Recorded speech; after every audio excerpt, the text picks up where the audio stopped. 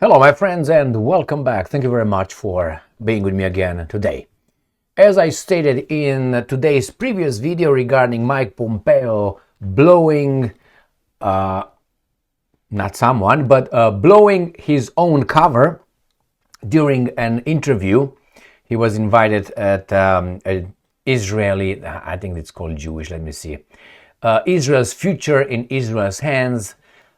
In this little setting, right there, he was invited by these guys from Miriam Institute, this Mr. Mile Pompeo.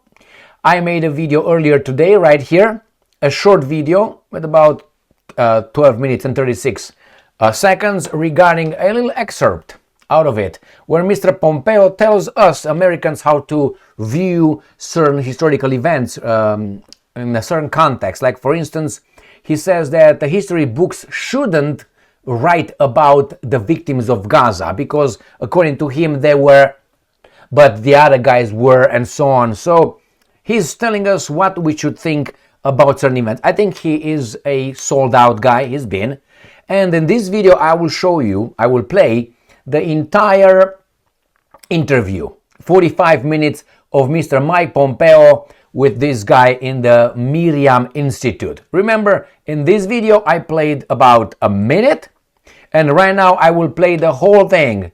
But before I do that, I'm gonna take you over the chapters, because this is the video that I'm gonna play right here, and there's chapters right here. I'm gonna read you one by one how they broke down the interview. It's 45 minutes exactly. So the first one is welcome opening remarks. The second part right there on the, okay, anti-Israel voices in Republican Party, and he's gonna say Mr. Tucker Carlson is the bad dude. Then you go here into isolationism versus American global leadership, obviously. Then we're gonna go to Putin and Hamas won't change. Remember, this guy was a CIA director, wasn't he? CIA director right there, and he tells us that he must be knowing things, right?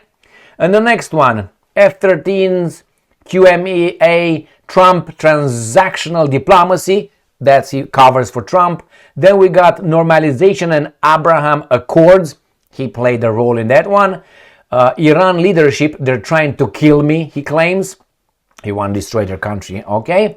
Al-Shara, Saudi and relations with Israel. Al-Shara being the guy from Syria, the, how do you call that? The reformed jihadist terrorist without being punished for his crimes.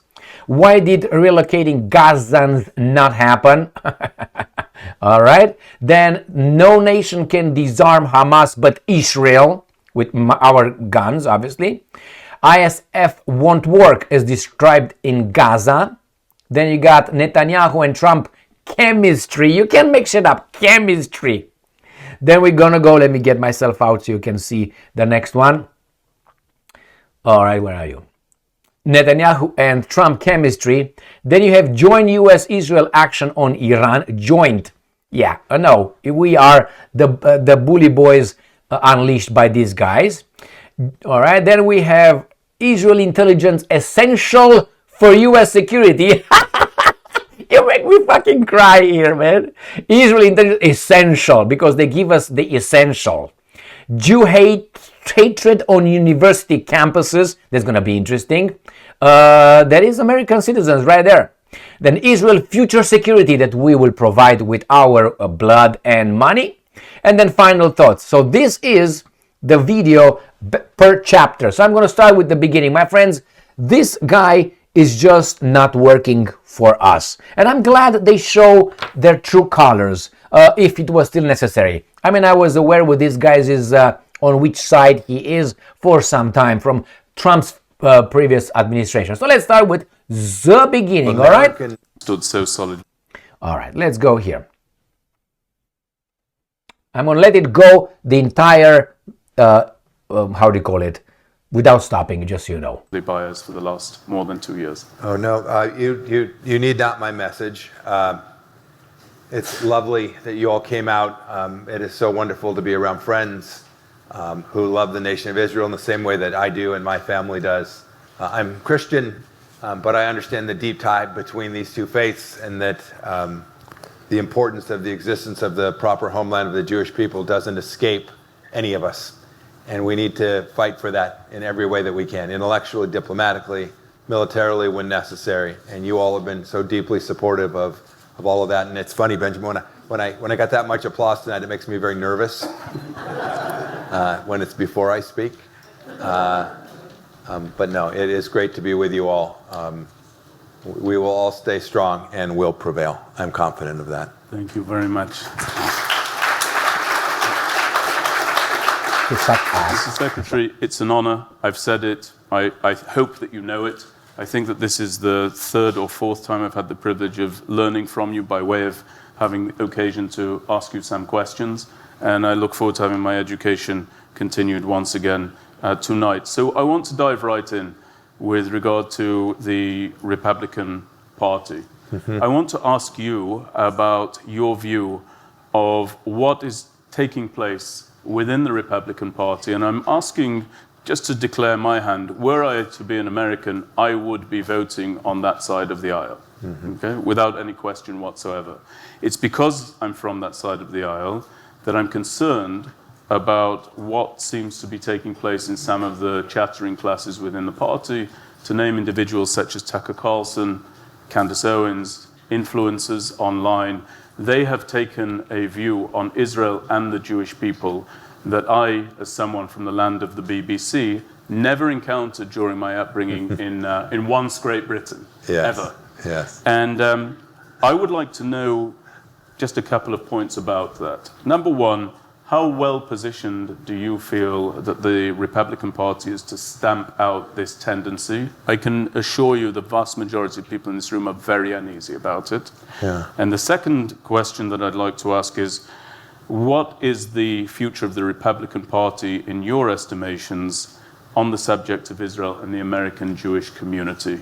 And perhaps an allusion. Yeah, two good questions. I'm worried about it too. Because you can see it, and it's different from when I came to Congress. And I was elected in 2010, began my service in Congress in January 2011. You would have heard none of this. And maybe that overstates it. There's always been a little pocket, right? There's a history of isolationism, which often goes hand in hand. It would be the same handful of characters. So I am worried about it because it's gained traction. It's gained traction I'm most disconcertingly among young people. So the folks who served alongside me, who are now 10, 12, 14, 16 years into the time in Congress, I don't think you'd find any of them who'd have views that are at all different than the views that they held 10, 15, 20 years ago. Radically pro-Israel, understanding the deep relationship with the United States and Israel matters to the American people. No difference. What you see is folks like Tucker Carlson have grabbed a hold of in their podcasts too many people that hold a conservative understanding, a conservative conception of America. And so I'm worried about it. Having said that, it's also still small. It gets a lot of play. It gets a lot of noise. They are loud. But you see this in actual votes. You see this in actual delivery of outcomes. You can see that it is a very small minority. My worry is that it will catch fire, that these embers will grow into something that is bigger. And that's the responsibility of folks like myself and others who understand that this is both dangerous and evil, and a fundamental misconception of American security, to think that somehow there can be any better friend, any other ally than the nation of Israel. And so it runs parallel. Anti-Zionism, anti-Semitism run in parallel. And we need to speak, as was said earlier, we need to speak with absolute moral clarity that this is unacceptable inside of our own party, and call these individuals out whenever they say something that is disconnected from what we know to be fundamental and true and moral. It does seem to me, though, that the Republican Party is going to have a little bit of a fight with itself with regard to its own identity.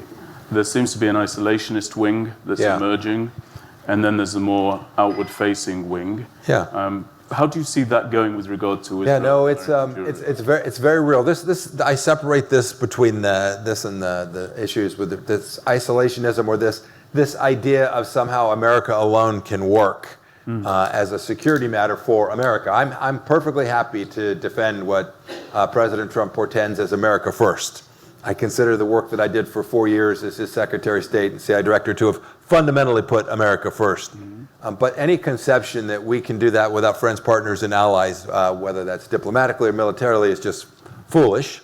And second, the conception that we as Americans don't have an enormous obligation to lead the world is a mistake. And I can say that full-throatedly. When you raise your right hand, you raise your right hand to defend the United States of America, no place else, no other peoples. But goodness gracious, you can't possibly do that without understanding that American leadership is expensive. The burden to lead globally has huge costs that come with it. I'm not even talking about dollars. They come with huge costs in terms of sending our young men and women to fight and risk their lives in places. They come with a conception of leadership that sometimes we have to sacrifice our own economic best interests to get to a secondary outcome.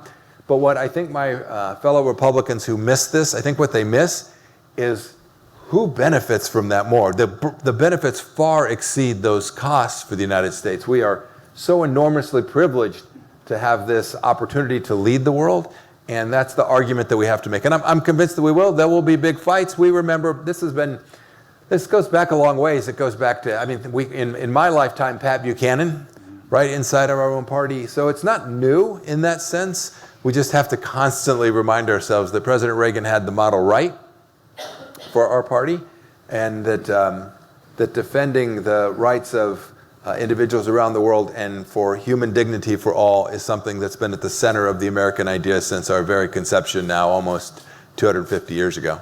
And so you're of the view that the power that's needed in order to keep the party in accordance with the views and the standards that are synonymous with you, quite frankly, that those powers will prevail and are there. Yeah, look, it never comes easy. And by the way, I watch President Trump, who I proudly worked for 4 years. I watch him sometimes conflate what's going on in Ukraine and forget that the victims are the young children sitting in Kyiv and sitting in Odessa, and not the people that are sitting in Russia and Vladimir Putin. I watch him dangerously conflate that, and that's the idea. We have to remember, it's when I see these chants on campuses, I'm going to jump back and forth, but see these young people talking about Hamas, right? Did anybody think Hamas is going to lay down their weapons voluntarily? I mean, it's not. They're a resistance movement by definition. This requires resistance, and the folks who lead nations like Russia, it's not Vladimir Putin. I spent way too much time with Vladimir Putin. I think about that time and think I could have been with my son,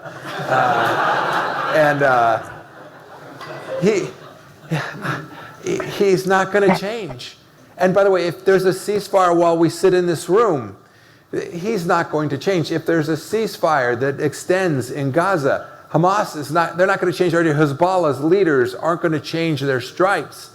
And so that requires eternal vigilance, real hard work, and a fist that is powerful enough to deter these folks from doing what took place on October 7th and what happened in Europe in February of 2022, when a fifth of Ukraine that had already fallen was at risk of falling even further. And the basic freedoms of those people there, Christians and Jews alike sitting inside of Ukraine, was challenged by an aggressor. We can't let that happen. And my party has been the central feature of American political action that has delivered and defended that for an awfully long time. And we can't walk away from it. I think we'll get to the right place, but it's going to take a whole bunch of us, not just me, a whole bunch of us reminding ourselves about why that matters to America. There seems, you just mentioned President Trump and this conflation, and I think something that's of concern to people. I know it's of high concern to Israelis, to we who live in Israel and we watch the Israeli media. There does seem to be a very transactional nature to diplomacy. Yeah. And I think about the approval of the F-35s to the Saudis as an example, in the absence of normalization, which was seen as the quid pro quo that Israel was hoping to get from that. I see, by the way, the manner in which al-Shara is welcomed into the White House. I frankly couldn't believe what I was seeing there. Be that as it may, how confident can Israel be that with this rise of the anti-Israel voices in the party, we know about the left, we've known about the left for a long time, or let me recalibrate, sane people have known about the problem on the left for a very, very long time. But it's now on the right.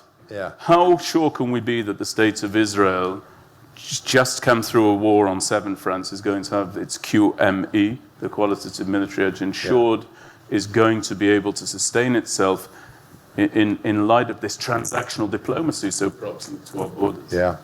No, it is the case President Trump is transactional in that sense. It is equally the case that there has been no greater defender, no president's been a greater defender of Israel as well, in action. Yeah. Be careful. Somebody asked me, like, how did you manage to survive 4 years with President Trump?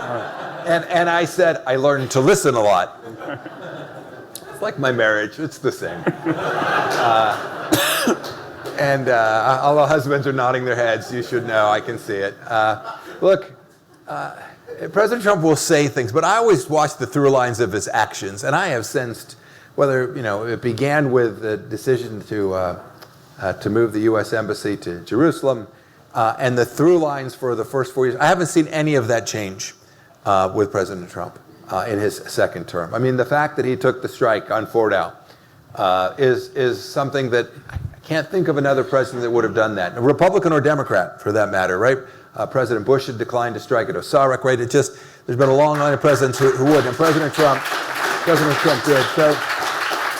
So I'm not worried about that. As for QME, I was in the middle of a number of discussions on QME when the Emiratis joined the Abraham Accords and whether they would be able to get the F-35. And I have to be a little careful about the complexities, but I was always confident, as was the Israeli military leadership, who was in deep conversation all along, that they were confident that they still had the tools that they needed if this all went a different direction. And so while I was not privy to the conversations around the discussion with the Saudis in this term, I'm still confident that it will happen. The last thing I do want to say about this is, and this is maybe central because you asked a couple of questions in there. This idea of normalization became the Abraham Accords. I wish I could say we drew it up on a board and we planned it and it worked perfectly. That is not how it came to be. It grew, right? It was proper, and these nations were ready to formally recognize Israel. I am confident that is a one-way ratchet.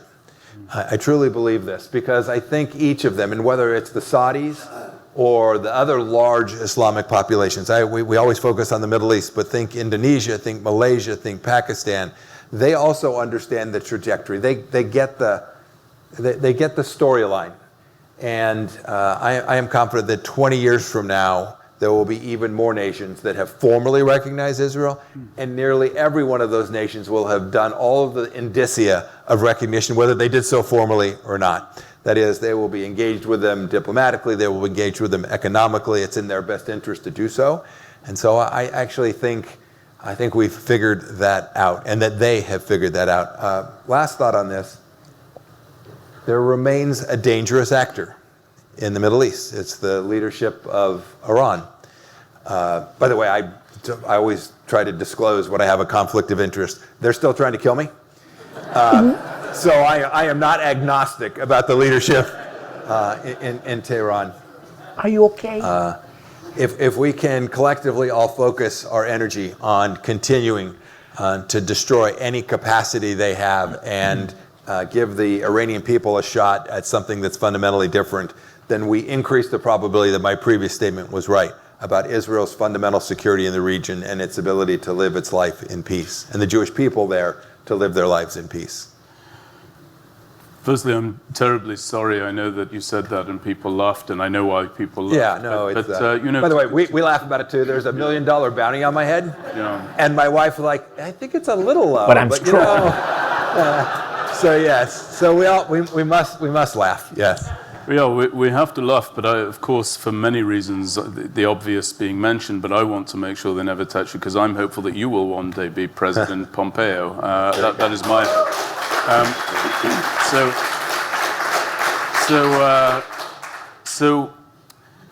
in the military, you're a veteran of service. You served as an officer. I'm just going to share a little phrase in Hebrew with you. When we carry our grenades, we hold them in our combat vests, hafuch al hafuch, which means we invert them upside down, then we hold the pin close to our chest. So it's upside down on upside down. So giving a little bit of upside down on upside down logic for a moment, we saw that the idea was that the Saudis were drawing closer. If you remember, just before October 7th, there was the statement, we're drawing closer every day to normalization, and now we see it's being distanced. And I wonder if hafuch al hafuch, upside down on upside down, they're distanced because they know that the nuclear threat that was pushing them ever closer to the orbits of Israel has been greatly, greatly reduced. In other words, might Israel be a victim of her own success militarily and the great partnership with the United States around Midnight Hammer, and that's why we're seeing this resistance? It's a fair question. I don't think it's likely. No one is fooled. I was in Israel last week. I was in the Middle East 2 weeks before that. I actually, you mentioned al-Shara. I met al-Shara in Riyadh. It was kind of awkward because when I went up to introduce myself and shake his hand, his look said, "You were trying to kill me." Like, it's true, I was. I've lived a strange life. I think two things. One, I think the Saudis will continue to move in this direction. It is a very complicated, for the Crown Prince, it is a very complicated domestic political dynamic. What we should remember, I identified him as the Crown Prince. His father's still alive. We forget because his father's not well and the Crown Prince is clearly in charge, but his father's still alive. There are still things that I think need to play out for formal recognition to take place. But I'm confident that'll happen. I actually hope it happens soon because I actually think President Trump makes that increasingly likely. And I don't know who will be the follow-on to President Trump. I think President Trump's presence there increases the probability that the Saudis will do that for a host of reasons. Second, I mentioned al-Shara, and you were talking about keeping your grenade close. We need to keep our eyes on him as well. He was an al-Qaeda senior leader. The reason there was a U.S. bounty on his head was. I'm hopeful. As a Christian, we believe in conversion, but eyes wide open. And I think the Israelis get that. I think the Americans get that too. I hope the Middle Easterners do. They have to place a bet. Someone has to figure out how to try to put a Syria that is deeply broken at risk from Qatar and Turkey coming down to dominate. Someone has to step in to try and make it less at risk of becoming an extremist or continuing down the extremist path that Assad had it on. They've decided al-Shara is the most likely person available to do that. I don't think anybody believes it's Thomas Jefferson reincarnated. Right. I certainly don't. But, opportunity, and we'll see if something can be pieced together. I worry about the other pieces. I worry about Doha. I worry about Ankara gaining footholds there that are closer, more capable on the Israeli borders in ways that present real risk. I'm going to come to that in a moment. You're referring, obviously, to the International Stabilization Force. And if I can ask you a question that essentially is a prelude to that. I came back from my own service inside Gaza. There are many, many soldiers who did everything that I did and so much more during this war. I've seen wars before. I saw the Second Lebanon War and the mass bombings of various areas, so I know what the destruction looks like. I've never seen destruction that's as extensive as what's taken place in Gaza, and as extensive as it is, Mr. Secretary, I believe it to be justified, equally justified and correct and appropriate.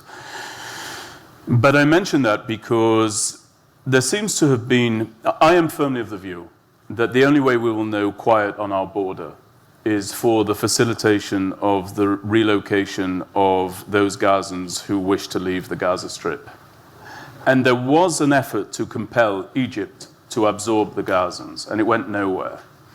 You made mention of the Saudis and the complexity domestically of managing the relationship with Israel.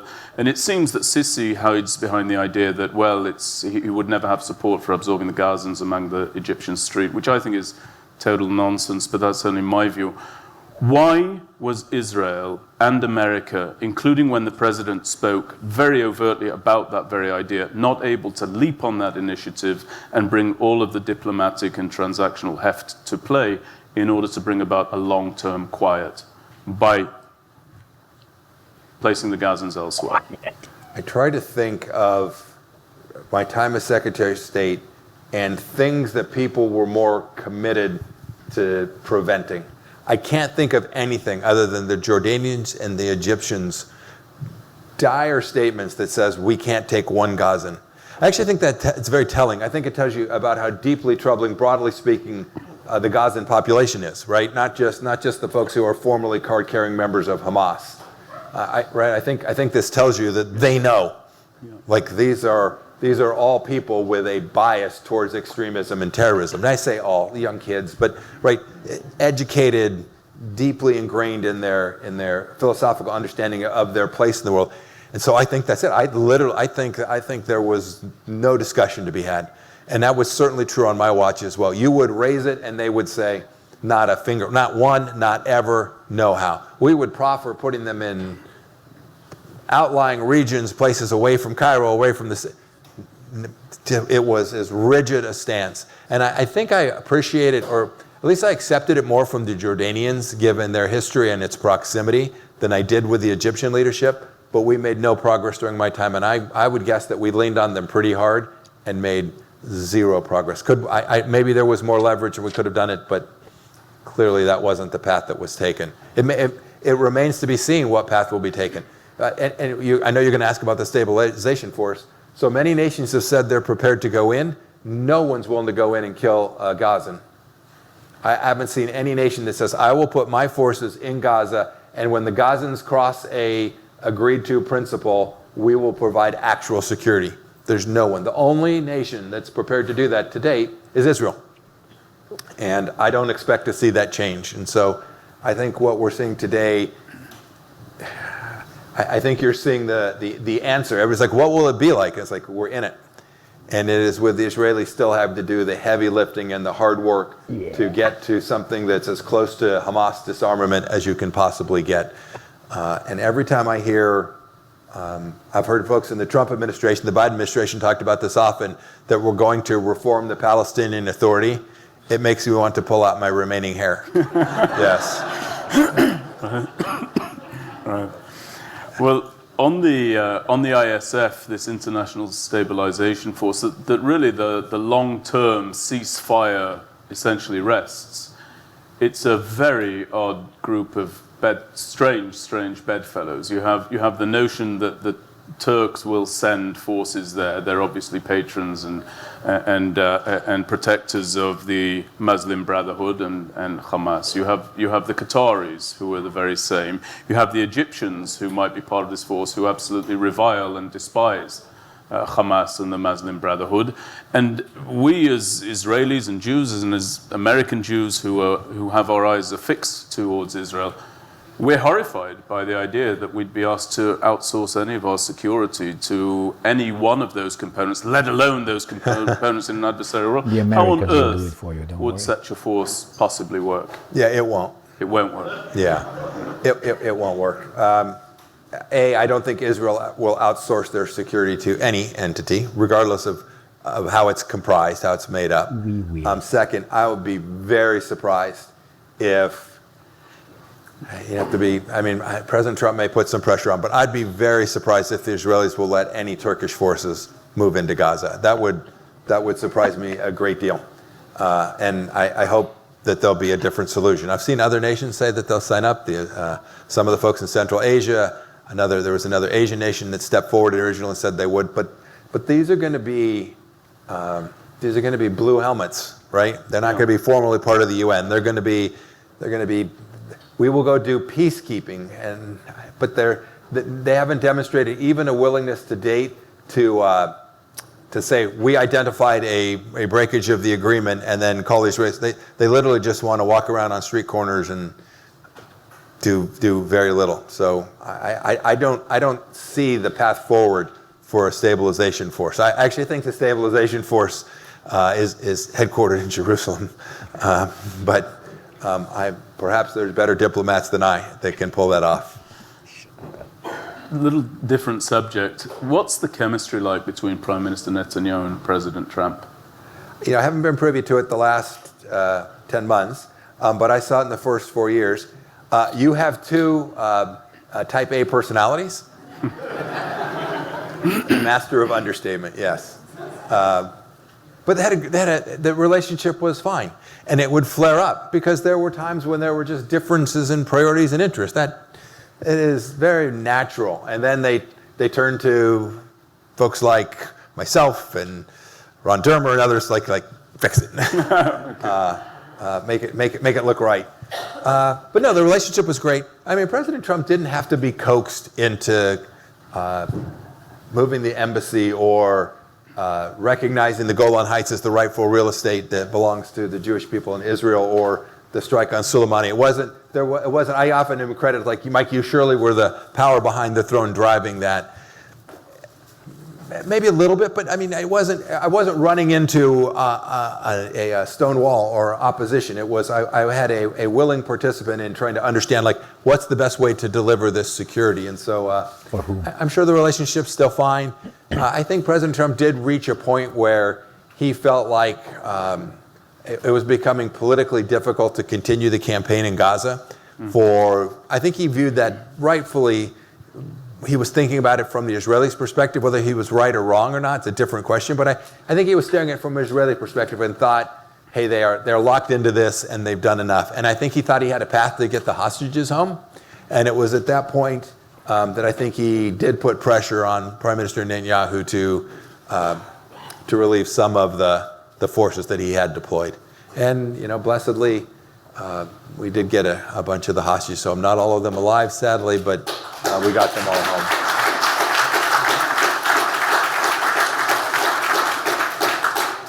Does Bibi know how to stand on his principles and say, like the Egyptians and the Jordanians will say, not on our watch? Does the Prime Minister do the same? Oh, yeah. Yeah. I mean, think about the strikes that were taken on Iran. It would not, I don't know. So I can speak about this freely since I don't know. No risk of me spilling classified information. I'm going to guess that he presented a plan to the Americans about what they were going to do in Iran, as opposed to seeking permission. I would also speculate that he did not get told, no, you can't do that. So, yeah, I think he knew how to stand his ground. I think he knew this was necessary, and I think he was determined to do that regardless of how the United States had responded. And then it went well. It went amazingly well. I think I told someone earlier I was in Israel and got a chance to get a briefing on the Israeli Air Force operations from the Israeli perspective. That's as good an operation as humanity has ever seen. It really was. Lying. Didn't go well. So that's actually a nice segue. I just have a couple more questions, if I may, Mr. Secretary. I know you have to depart soon enough, and you've been extremely gracious. But I do want to hit a couple of last topics, 2 or 3 of them. You mentioned about the efficacy of that operation inside Iran, but what's there is a very clear, profound degree of intelligence sharing between the Americans and the Israelis, including for the benefit of the security interests of the United States. We understand that there's a great benefit for Israel and its security, but it's less understood as to how the Israeli relationship is so impactful and necessary for the benefit of American security considerations. And there is no one I know who is better placed than you, who I could ask to just give some idea, some example of how that comes to fruition in real time. How close is the intelligence sharing? How important is it for America? No, it's absolutely essential for American security. The Israeli intelligence services are world class. I'll tell a quick story. I think I'd been the CIA director for 48 hours, and it was clear from the campaign that President Trump was going to want to have good intelligence and work on problems in the Middle East. And so when I became CIA director, I flew to Israel. I met with my counterpart, Yossi, who was Yossi Cohen, head of Mossad at the time. And there's always a little bit of tension between Mossad and the CIA. We think we're good, they think they're good.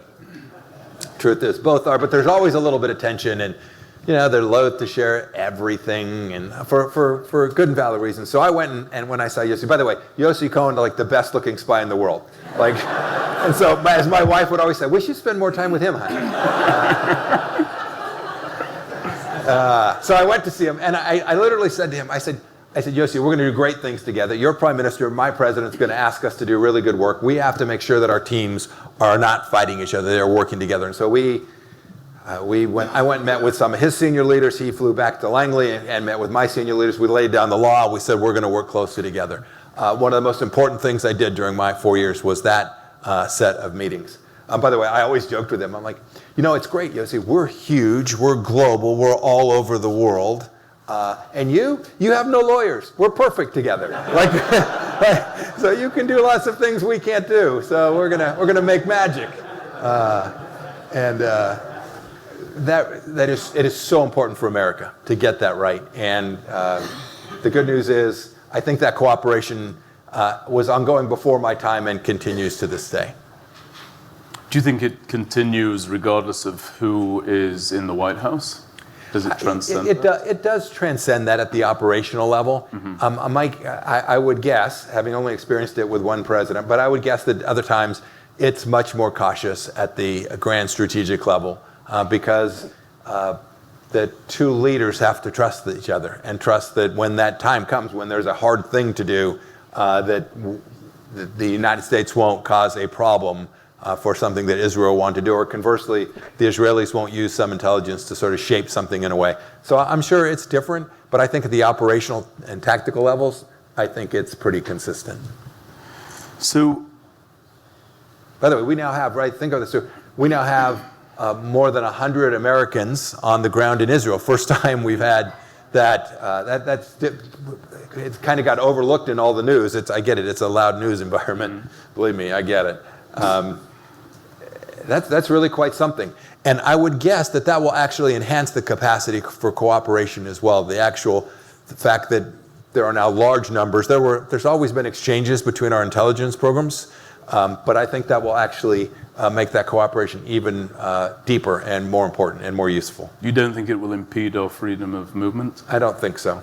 Okay. Because we're concerned about it. I've heard this. I can't imagine. I literally, when I think about October 7th and the ramifications for what that means, I don't believe that was a bad day for Israeli leadership. That's a failure. I don't know how else one describes that.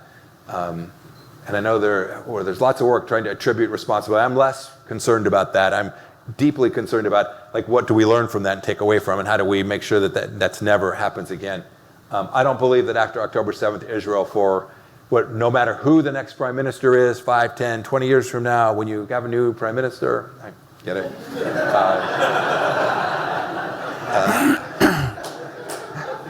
There were 5 elections when I was Secretary of State. Yeah. He won them all. I don't think no matter who the prime minister is, I don't think for a long time Israel's ever going to sit second seat to anyone on decisions that they think really matters to them. And I think that's properly so. Penultimate question. We're sitting here and some of the institutions that are benefiting from the Jew hatred that we've seen on university campuses in New York, in Boston, in California and elsewhere, some of the beneficiaries of that Jew hatred are Florida-based universities based in southern states here in the United States. Emory in Georgia, for example, is another beneficiary of that. I want to tee this question up properly. Our organization started, Mr. Secretary, by going and speaking on university campuses, and the pro, the anti, the undecided alike would come and they would ask questions, and there was virulent, clear Jew hatred on those campuses. I know because I was the initial speaker and lecturer, much to the disappointment of the audience, and I spoke to 450 campuses, and I spoke everywhere from Florida to Washington State. And in 2016, after seeing that dereliction that I spoke about in my preamble here, Rosita, my colleague, and we decided that actually leadership, good leadership, pro-Israel, but more importantly, pro-American leadership is actually in short supply on these campuses. They're not just anti-Israel, they're also, in many cases, anti-American. And so we made a hard pivot, and we started to bring to Israel, and that's why I'll speak about it in just a few moments, but we said principled leadership is found beyond anywhere else in the military academies and the senior military colleges of the United States of America. These are the people. These are the people who compete for their places, who are service-oriented, who are dedicated. I will speak about it after you depart. But you are a graduate of one such institution, of the U.S. Military Academy at West Point. And we're going to be expanding this initiative where we bring current and future officers for a 4-day tour of the death camps in Poland. These are not individuals of the Jewish faith, followed by a 12-day strategy and policy tour of the State of Israel. And I would like to ask you what you would say to an audience like this that's supportive of that initiative. The Lombardis are supportive of that initiative. Why do you think, if you do think, that it's worth people's while in investing in the human capital that's found in those institutions, the military academies and the military colleges? Yeah. Again, I'm not unbiased. Although I saw there was someone here from Navy tonight. We're gonna win on Saturday. Army's gonna win. It's interesting. By the way, full disclosure too. I teach at Columbia. Yes. Because I want different voices there on campus. By the way, my one requirement was lots of security. But it's actually been lovely. I've been treated reasonably. We've had good, rational discussions. The other side is just wrong. It's interesting. There are many schools, not just our military academies, but ROTC programs in America as well, that do train the next generation of American leaders.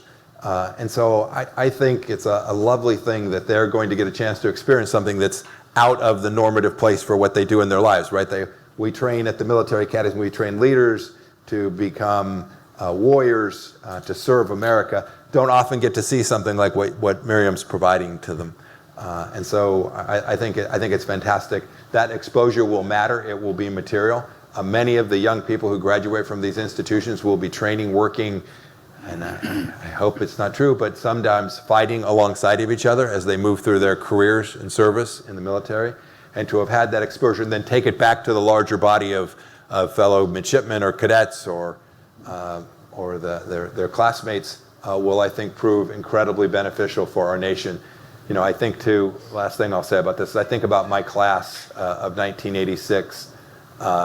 We had a few folks make general, but we had a lot of folks go out and succeed in lots of different walks of life. The current CEO of 7-Eleven, so if you get a Slurpee you don't like, you can call him. We've had folks that have gone on to become pastors and rabbis and doctors and all kinds of different things. And to have them exposed to this in their formative years when they're 18, 19, 20, 21, I think will not only filter through our leadership in our military, but leadership broadly throughout the United States as well. And my last question for you, the Jewish people, I'm painting with a very broad brush here, but I'm going to paint nonetheless. I've noticed in the diaspora, not so much in Israel, I think in Israel they're born almost emboldened and outspoken and ready to do whatever's needed, less so in the diaspora. But they turn bold when people not of our faith, not of our number, are able to impart some certainty and some confidence, especially individuals with achievements such as yours. It doesn't feel like the business with Lebanon has been finished. It doesn't feel to me like things are finished in Gaza. It doesn't feel like things are finished in Yehuda v'Shomron, Judea and Samaria. And I think that a lot of people will be wondering about Israel's security. So what would you say to this audience about Israel's near and medium-term security in the aftermath of October 7th? Yeah. Benjamin, I feel better about it in the near term than the medium term. Okay. I think here for the next few years, everybody can still see this. It's absolutely the case. It is not finished. This work is not done. And by the way, in some sense, it never is. right? In some sense, evil will continue to roam the earth, and we all have an obligation to defend against it, both intellectually and militarily when required. But I worry about it more in the long run, because people will forget there will be something else that will come up. And October 7th will become a more distant memory for all of us. But I think about the way that's happened with 9/11. I think about what happened to the generation before with Vietnam for the United States, right? Each generation passes along, and my son was born in 1990. He doesn't know these things and feel these same things than the folks who are a generation older. The next generation of young people won't remember October 7th in the same way. That's true in Israel and in America and broadly in the world. And we need to make sure two things. One, it's not that we don't forget. We need to make sure that the story is told properly, so that when the history books write this, they don't write about the victims of Gaza, right? They can't. The history, and it's. I should be a little more precise. There were victims in Gaza, right? It's true. There are civilian casualties in every war that's ever been fought, but the victims were the people of the nation-state of Israel. The aggressor was the Iranian regime in the proxy of Hamas, and we need to make sure that the history books reflect that, and that requires each of us every day to talk about it in real time with our children, with our grandchildren, about it in a way that is serious and thoughtful and complete and moral. And if we do that, if we don't just kind of walk away and say, yeah, that was a mistake, that was a bad day, or, oh goodness gracious, isn't it great that that's now over? We need to continue to raise it and bring it back. And if we lose that, I worry about Israel's security in the longer run. You mentioned, I think you mentioned this, right? If you'd have asked me, and I'll end with this idea. Actually, I'll end with two thoughts. If you'd have asked me 10 years ago when I entered Congress what I thought about the United Nations, I would have said it's important and we need to get it and make it better. And today I believe it ought to be eliminated. And I say that I say that with literally no joy. I say it heartbroken that an institution that was formed in the aftermath of a world war, that had a noble mission set, but that its leadership walked away from its core charter and has no capacity to reform or fix it, to actually deliver against its stated charter. If you read that charter, you would all find joy in it. You would all find heart. It talks about human rights in ways that we would all recognize. And yet the institution has been so corrupted, is so indecent, that now we have to collectively decide what to create in its aftermath when it is gone. And that leads me to my last thought. You should know I'm deeply optimistic. I am long America in the same way that I am, that's a financial term, in the same way that I am long Israel. But it is not. The same way. I mean, we've talked about President Trump and Prime Minister Netanyahu and others, but it's not because of great leaders. I hope we find great leaders. By the way, in America, like, we'll elect good presidents, we'll elect some not so good, and by the way, we'll sometimes disagree about which is which. But I'm long in these places because of places like this Chabad, right? Where students come learn about decency and their faith and become committed to that decency and to their faith. And it's because we've got a mayor here. He needed to be mayor like he needed a hole in his head, right? Like, I don't know, are any of you members of your homeowners association board? Like, I am. I'm the vice chair. Like, I care deeply about shake shingles, right? It's those institutions that we do in our churches, in our communities, in our schools. Those are the places that I see so fundamentally different in Israel and America than any place else I saw in the world that I traveled as Secretary of State or CI Director. Those communities keep us all tracking on what really matters. They keep us all focused on how it is we continue to do our duty to God and our duty to our nations.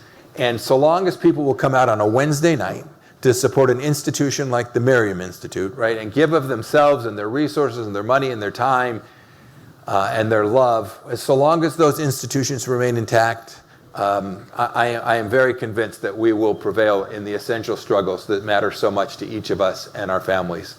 And so thanks for having me here. Bless you. So that was it. let me give you, I took notes, obviously.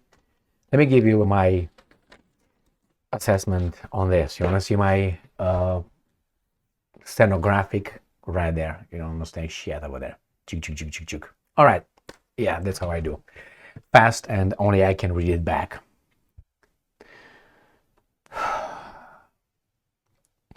A general observation of the environment.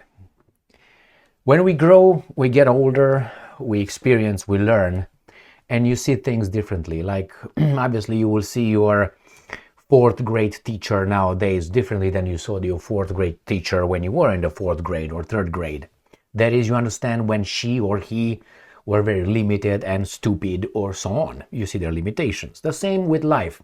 As you grow and given that you learn, you will understand the world differently, and you will guess and read people with your experience. If you're dumb, you're not going to read anything in anything because you don't know anything. You're at the same level of the fourth grader. So with time, you realize that the leaders, you can assess them. When you're a child or teenager, young adult, you say, well, I'm dumb, he's a leader, oh my God. You are taught to respect the authority figure as being some mythical individuals over there better than everyone else because they are over there. You don't understand the system, you don't understand how they got over there, and you think they're smart because they tell you about things you might not know. But with time, you learn and you experience life, and you understand that those people are, some of them infantile, some of them are traitors, some of them are liars, some of them are showmen. Okay, with this, I tell you that I'm rarely impressed by a human being. You can say, come on. Yeah, I am rarely impressed. And when I am, I tell you that. I'm impressed, for instance, by some leader's ability to analyze a situation and bring a solution. And some other leaders, like Trump and others, they are really, really infantile. To my understanding, they're infantile. So when I saw Mike Pompeo over there, he's a showman, but not a good taste showman. He tried to make jokes, he tries to it was like a show where he tries to tell us that he's on stage like Elvis and hey baby doll, all right, and he was this and he was this, he was too much ego. And that sends me to what Putin said about the Western elites.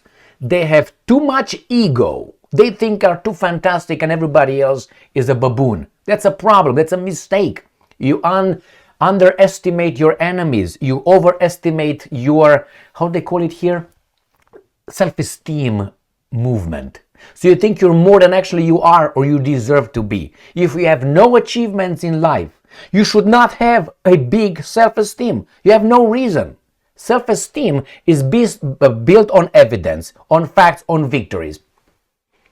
Mike Pompeo is a successful individual. He should have a lot of self-esteem. All right? He should have a lot of self-esteem. I was not impressed. I give him a... Now, if Mike Pompeo was honest in whatever he said, and I don't think he was, you know why? Because of his body language. The entire interview or session, he had a closed body language posture. Maybe because of the chair, it didn't have armrests, but his posture was with the hands crossed and the legs crossed. Only one time they were closed like this, like women, so they don't, you know what I mean? And I was like, oh my God. So first, whatever he was saying, his body language was not reflecting what he was saying because he was closed in his position, and he was telling us how open he is and how fantastic. That means he was most likely lying. Well, this is the body language. Remember, body language is about almost 80% of your communication, not what you say. I love you. No, which one is it? I love you, my dear. Which one is it? I love you, but okay. So just an extreme example. Secondly, Mike Pompeo is an intellectual, right? He's a former CIA director, former Secretary of State. He did not match, for me that means a lot. He means a lot. He did not match his socks and his shoes. I didn't see his belt because it was always closed and his jacket was closed. Boy, the socks should match your shoes. This is ABC one, like a woman. A woman has to have the purse, match her belt, and match her shoes. Where did I learn this? My mother, when I was a child. Since then I knew that. So Mike Pompeo came with brown shoes and black socks, or whatever those socks were. The other guy had, how do you call this color? Dark blue socks and black shoes. For me, this is what tells me you're not focused on detail. You should be focused on detail. And when you show up outside, this should be ABC 1, 2, 3. If that doesn't mean to, it's like you go to a party, not a party, you're invited by the family of your future wife or something, and you go over there and you burp or you fart at the table, dinner table. It's not like, what do you want, Emil? It's natural. You should not be an animal. Only animals cannot, how do you call it? How do you call that, man, when you just you don't just do it? You don't have restraint, self-control. You have to display self-control. You didn't even have to display it. You knew from childhood that you don't wipe your face and your mouth like that. You use a handkerchief or whatever you want to call it, and you don't wipe like this. You wipe like this. This should be inside of you already. Mike Pompeo wore the wrong shoes and wrong socks. For me, that's a big giveaway of how sloppy probably he is in his brain. Let's go out. All right, the other guy, he was in the military, obviously. All right, let me start with this. A few notes here. I don't think Mike Pompeo was either not very smart, because what he said was low, or he was lying. And therefore he had to, because I caught him with certain things that, man, you can't be so stupid to say this kind of things. I know that's the audience, but you are over there representing you.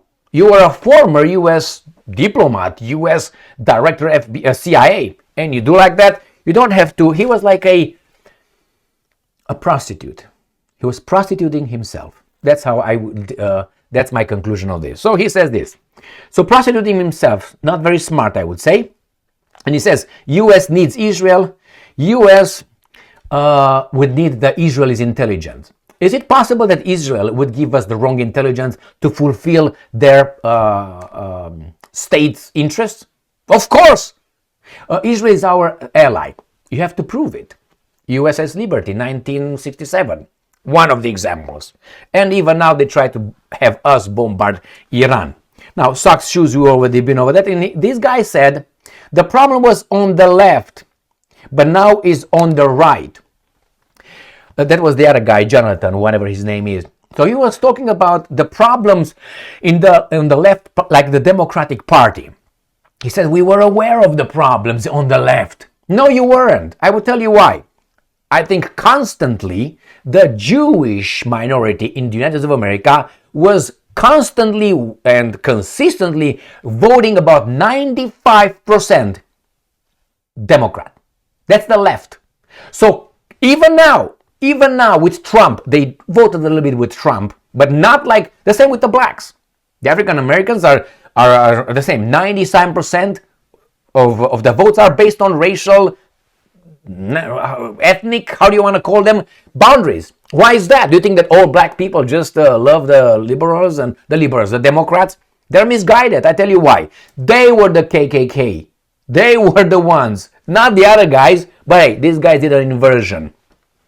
So the same with these guys. He's telling us that we were aware of the problem on the left, but now it's on the right. No, you are not, because you, the minority here, voted Democrats all the time almost. If you look back in the history, with the Democrats, 90% of the minority. So no, there were no problems there. On the contrary, otherwise, the other guys were the problems. So that's a lie right there. Next one. Get over yourself, Mr. Pompeo. He was all, and his wife and all that. Get over yourself, man. And he said, Iran wants to kill me. And everybody, it's $1 million. But I'm courageous. I'm courageous, man. Let me tell you about these kind of things. A little bit as I can tell you. When I was a student in the United States of America, at university, it was Mark Levin. I think he was one of the 2 senators of Michigan at that time. Mark Levin, not the other imbecile. He was Jewish too, this guy anyway. I think it was Mark Levin. But anyway, he was a small guy with a you know him. If you want to see him, look at the hearing of George Galloway. When George Galloway testified in front of the Congress, there were 2 Jews over there. And anyway, it was just that. But I liked George Galloway in that very much. Why? Because he was like a lion with hooves. Anyway, so Mark Levin came to speak on the campus, at the university. You know how he walked in the campus? With his hands in the pockets. That's how he walked in the room. That's how he left. I looked to see if he gets outside, if there's any security that I don't see. So when his car leaves, I want to see if there's other cars leaving in the same time, or other people getting in the cars or turning on the lights. It was none. If you want it in that room where Levin, that's what his name was, I think. Carl Levin, maybe? Carl Levin? I think Carl, not Mike. So Mark. So when that guy, if you really wanted to get $1 million, you could have achieved that in that campus with Levin. He was the senator. This guy is a former. So he might have some detail, maybe, but I don't think he's got. So when he tells me that the Iranians want to kill him for $1 million and they can't, get over yourself. You don't fool me. All right, let's move on. The next one, even Trump. If these guys want to take care of Trump, they can do it with a few drones and a few javelins. They can do it easy fuckingly. With some drones, with fiber optic drones, send about 15 in the same time in the location where he speaks outside. All those things around him will be doing nothing. The the bulletproof glass around him will not say anything when these guys come. Bam, boom, and that's it. They can do it. It's very easy. I'm not promoting it. I'm just saying from intellectual reasons, for informative. So these things would... My God, leave me alone. Those guys jump the White House fence into the White House and they get shot. Sending 5 javelins in the same time from, I don't know, about a mile away. They are programmed to hit the target. They're going to go pack, boom, White House, no more. Okay, but Mike Pompeo tells us that I'm a courageous guy, so be it. Nobody wants to do shit with you. Shut the fuck up. You're unimportant. Maybe some people as a revenge, but the Iranian just wants to kill me. All right, next one. Recognition. He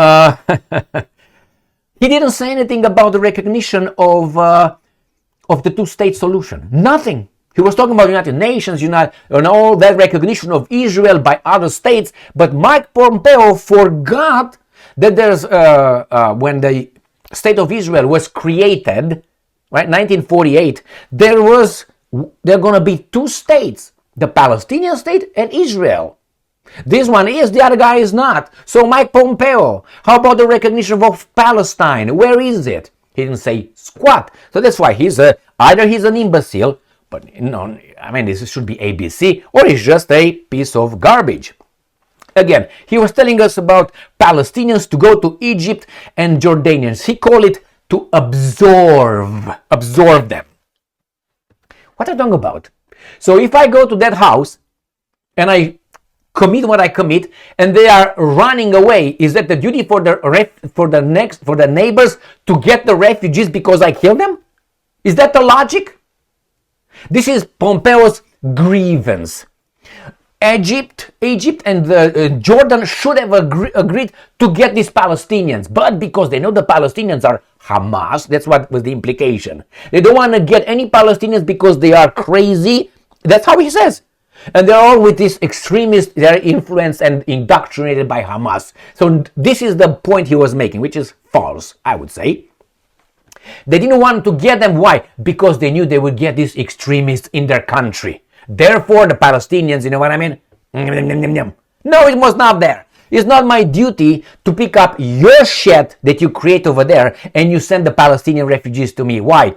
There are people from Palestine who are still refugees after 1948. All those camps over there, they're still there with the refugees, with generations that cannot return to their lawful lands. Okay, Pompeo? And you tell me about Iran? Again, to absorb. That's how we absorb. Why don't you absorb a few Mexicans crossing the border in your house? I'm pretty sure you can, with your wife. No? Why don't you absorb them? Or why don't you get some Palestinians and absorb them in your household? Motherfucker. Anyway, let's go next.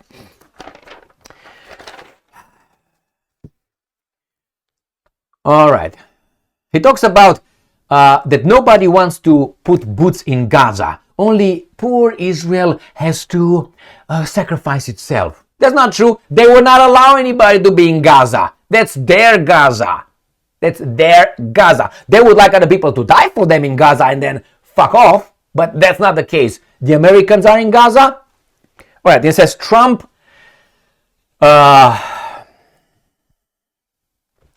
just waited for these guys, as I said many times before, to finish the job in Gaza. And then he came and said, stop fighting.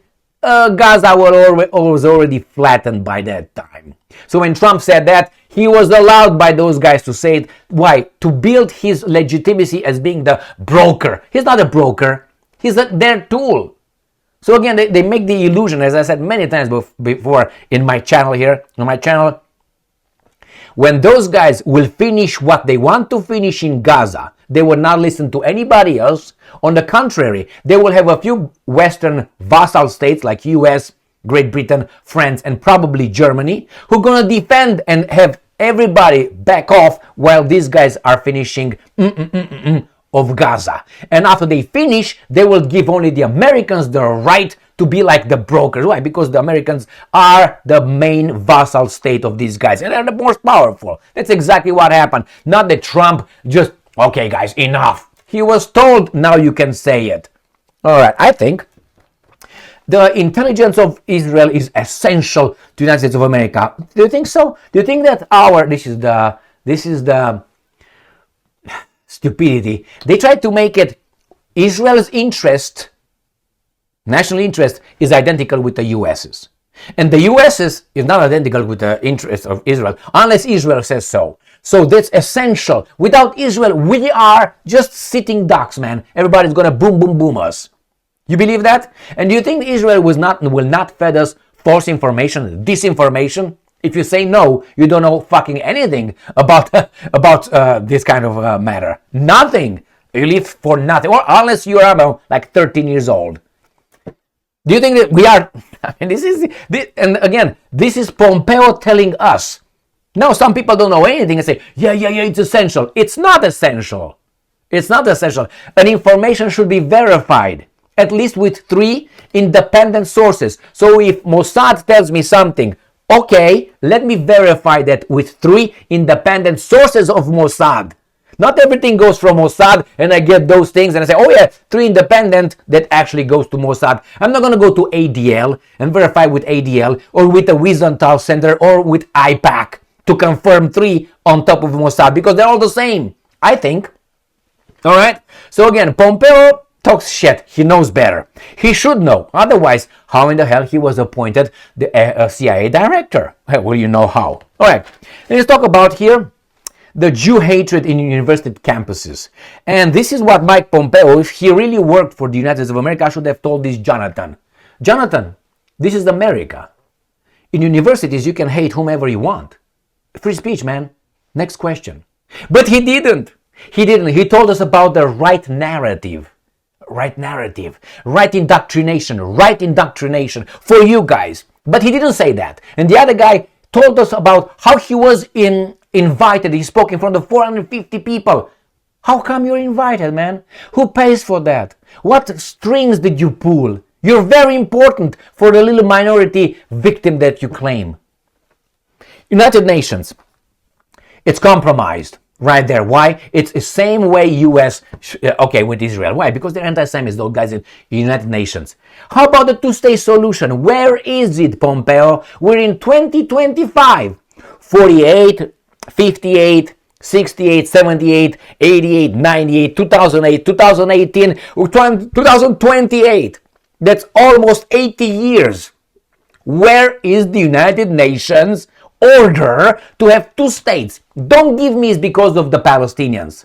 All right? Where is it? So you don't tell me about United Nations being compromised. Who compromised it? Well, I think someone's actions were compromised reality or compromised their blow up their cover. Like Mr. Pompeo clearly in this video, an interview, I don't know who this guy is, just as I said, a prostitute. A prostitute. Not for us, not our prostitute. He was like begging. He wants to be a president somewhere or something. He's just begging. He was just begging. He was slavish. Is that an American former diplomat? Foreign ministry? Or how do you want to call it? Secretary of State? Or CIA director? That guy? Is that an attitude of a guy full of himself? He was like a servant. But he was all cool and you don't want to kill me, but I'm strong. And he was over there licking all those guys' boots. Makes me vomit. But this is the reality. He is not a special case. He is the norm.